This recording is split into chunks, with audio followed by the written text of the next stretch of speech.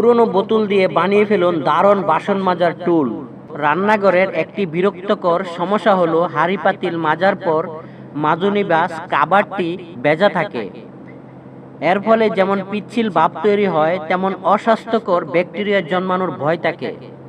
আজকের ভিডিওতে আমি আপনাদের দেখাবো কিভাবে একটি ফেলে দেওয়া প্লাস্টিকের বোতলের মুখ ব্যবহার করে আপনি তৈরি করতে পারেন একটি চমৎকার হোল্ডার।